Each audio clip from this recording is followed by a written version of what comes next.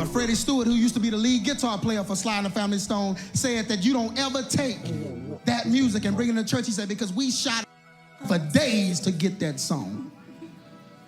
We were under the influence of the devil when we wrote it. And the church getting it and doing it in the gospel. But anyway, met him in the lobby of the hotel, and he began to tell me and ask me, about the ministry, different things. But one thing he said that stood out, he said, Craig, the merge of hip hop and gospel did not work. He said it was unsuccessful. So I'm like, why'd you do it? It's unsuccessful. But now the club is in the church. Because of your music, what do we do now? You don't run an experiment on the people of God because you got some records sold. I never forget standing in my classroom one day. And some of these, my ex-students might remember. And I was standing in my classroom and the Holy Spirit spoke to me about 6 years ago, spoke to me and said, Craig, the vision I gave you is about to get confirmed right now. And I got this funny feeling. I turned around and it was Kirk. He was in my doorway. And he walked in and he said, I want to tell your class something. And he told the class, he said, I'm getting ready to merge Christian music and secular music. He said, I'm going to have artists like D'Angelo singing with artists like Yolanda Adams. I'm going to have artists like R. Kelly singing with artists like me. I'm going to mix them and merge them so that they will be one. And he did it. And I believe he's rebirthed and reborn, and I'm not talking about him. I'm just telling you what happened. That happened. Can I tell what happened? And it happened. But now what do we do? Let the kids club dance so we can reach them and get a bunch of kids in there acting like they in the Word. Let the kids look and act like the secular artists that are performing. Let's do the secular music in the middle of the gospel concert. Let's raise a praise for the devil as we do his music and mix it with God's. God said, I forbid.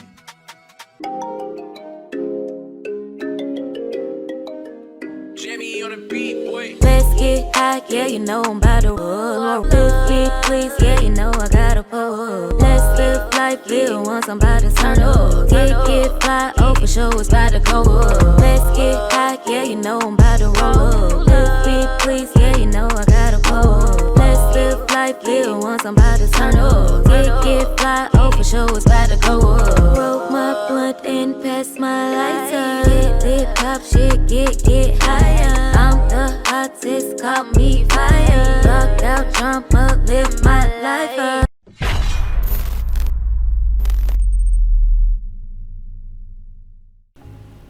Ooh, we got us one, y'all.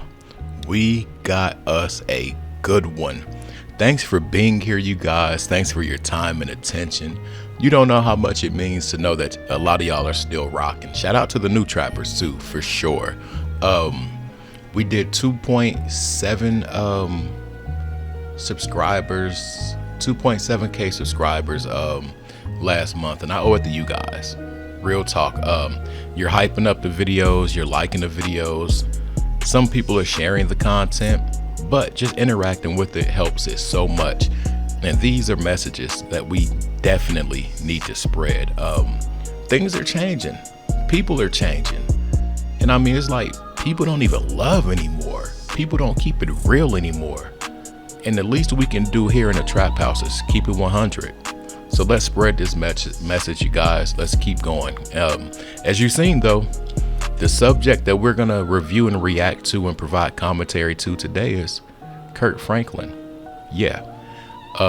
If you've known about this dude for a while, you've known that he's had some really interesting bouts in his life. But we're going to discuss what he's doing with his music and just his overall influence. Let's get to the content. Shout out to DD Got a Podcast. Shout out to Black Balloons too. And shout out to Jay Marvelous also. And shout out to my boy DC Mr. 202. I need y'all to go get to his page. Let's get him up to 1,000 subscribers. Let's get his watch time up. Go to his last video, y'all. Let him know you came from the trap house. That is my guy. Let's get to it. In this first clip, you guys, we're gonna check out early Kirk Franklin. I think this is before those accusations about the hub. Wink, wink. The hub.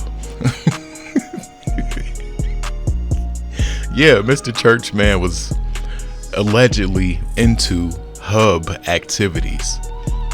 Wink, wink, read between the lines. Anyway, let's get to the first clip. And to all you prophets out there, every word that you give the people can't always be good. It's like, when is the last time some so-called prophet has told you that the lifestyle you are living is standing in the way of God blessing your life? But Freddie Stewart, who used to be the lead guitar player for Sly and the Family Stone, said that you don't ever take that music and bring it to church. He said, but now the club is in the church because of your music. What do now? You don't run an experiment on the people of God because you got some records sold. I never forget standing in my classroom one day, and some of these, my ex-students might remember it. I was standing in my classroom, and the Holy Spirit spoke to me about 6 years ago, spoke to me and said, Craig, the vision I gave you is about to get confirmed right now. And I got this funny feeling. I turned around, and it was Kirk. He was in my doorway. And he walked in, and he said, I want to tell your class something. And he told the class, he said, I'm getting ready to merge Christian music and secular music. He said, I'm going to have artists like D'Angelo singing with artists like Yolanda Adams. I'm going to have artists like R. Kelly singing with artists like me. I'm going to mix them and merge them so that they will be one. Influence. We cannot get away from that word here on this channel. Influence. There's another word too that we've been hearing throughout my last few videos, especially coming from 3-6 Mafia, but kids.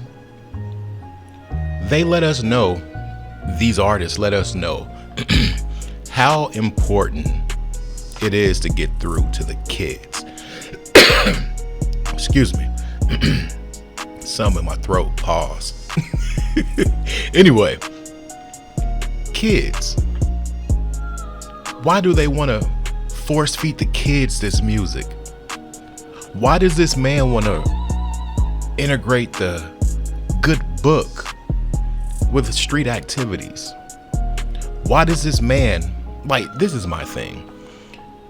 It's different for one of them artists that, like a K. Relly or a D'Angelo or somebody, it's different for them to sing a gospel song. But to merge these people with these gospel artists, come on, man. That was one of the biggest red flags to me. I would get annoyed every time I heard that song Stomp come on the radio after Move, dude, get out the way. Like, how does that work? Let's be real. And then it's another thing that really got me is they said that wasn't Lucifer a musician or something? Fell from the heavens?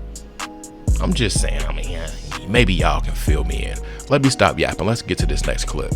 They literally do this as a oath. They have to perform these things in front of the people, in front of the masses. There are other ways to get people's attention for shock value. Doing these satanic rituals right in front of people's faces is not the way. With her one-eye symbolism, Taraji P. Henson in her spooky oogie dress, you got the city burning in the background, you got the Antichrist robotic reference. In this performance, it's literally right there in our faces, people. But this is also the same BET Awards that Kirk Franklin himself decided to participate in. And this is what I need people to understand. Before, when they have these award shows, they rehearse. Like anything else, they rehearse. So a lot of things that I'm about to show you, Kirk Franklin knew about beforehand. He knew that these things were going to be said. He knew that these things were going to be done. And he still decided to participate because I want to make sure that's clear so that people understand that when you see something like a person like Kirk Franklin, who's supposed to be this gospel artist and makes music for Jesus Christ, participating with secular artists and worldly people, you say, well, he's not any better than them. Maybe he's trying to shine his light or shine Jesus's light on them so that he can maybe convince them or convert them to Christianity or to follow Jesus Christ or build a relationship with Jesus. That's not what Kirk Franklin is doing, and I'm going to prove to you that that's not what he's doing. There's one thing, because you have maybe a soft space in your heart, a soft spot in your heart for these people, for these artists, that you may recognize the talent in. Maybe you don't like the direction that they're headed, but they have talent. It's one thing to have that, but it's a completely different thing when you decide to participate in a BET Awards ceremony that not only is going to make fun of the church. Kirk Franklin literally participated with DC Young Fly and other folks, where I guess they were supposed to be reenacting how the stereotypical black church typically is. Now, they rehearse heavily. And I like that he called it a ceremony, because that's exactly what it is. To where they profess their oath to whoever they're professing it to, their God. But hey, like Jamie Foxx said, he wants to thank God for giving him another shot. He said that at a ceremony, y'all. Which God are they talking about? You know, in certain areas of work that they say things can be inverted or have a dualistic meaning. Well, if that's the case, majority of the people's God is up high. Is theirs down low? And I mean, think about it. For Kirk Franklin to be quote unquote who he's supposed to be and stand for what he's supposed to stand for, why would he be a part of something that's so quote unquote dark? Why would he be a part of a skit that's making fun of the church? Don't they call that blah? They got a B word for that or something like that? But he's a part of that. If he was really who he was supposed to be, it would be simply this: no, I will not take part in that skit. You might be able to get me to do the award show, even though they're practicing some different things, and I'm a man of the church, a man of faith in the word, but I'm not gonna do a skit making fun of the church. That should let you know who he's aligned with right there. Now in this next clip, y'all, Dee Dee's gonna talk about Kirk Franklin and Glorilla. We've talked about Glorilla. I did a video today about Glorilla, her tattoos and everything like that. She's a part of them also. Did y'all listen? Just check out the video. Let's get to this clip though. Why in the heck does this man have a song with Glorilla?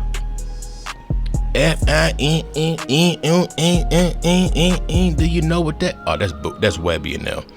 What was her song? Anyway, y'all know what song I'm talking about.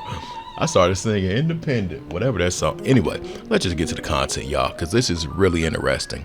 Now, pay attention to her clothing. I might have to alter the footage just to not get demonetized because she's rather revealing. But this man went up on stage with her to accept the award, and look how she's dressed. And then you get to Glorilla. Sure, y'all have seen it a million times over. I don't have to keep putting this in your head. Glorilla, the degenerate, debaucherous, secular, rap, hip-hop, over-the-top, worldly artist, won an award for the best gospel song, which was a slap in the face to all these gospel artists that truly make music for Jesus, that truly make music to glorify the Most High. They gave it to Glorilla with her collaboration song with Kirk Franklin. Not only did you have this woman winning this award, which apparently she was surprised that she won, but then you got Kirk Franklin coming up here with her. And look at the way Glorilla is dressed. We're gonna end it right there. I'm not gonna keep you guys too long today. I had a friend when I was in middle school named Ryan, and I played a lot of sports and stuff when I was coming up through middle school and all that stuff. Ryan could never play. So we were chilling at his house playing Monopoly one Thursday night, and I'm like, bro, we're going to the YMCA tomorrow after school. We got teen night, and they gonna let us stay overnight. He couldn't go. And I asked his mom, I wasn't trying to be defiant, but I was just like, why can't Ryan never play sports or go to teen night?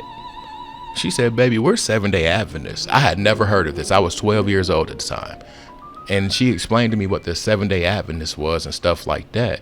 And then later on in life, here comes Kirk Franklin. Now, if she was like that with sports and everything, imagine how she was with music.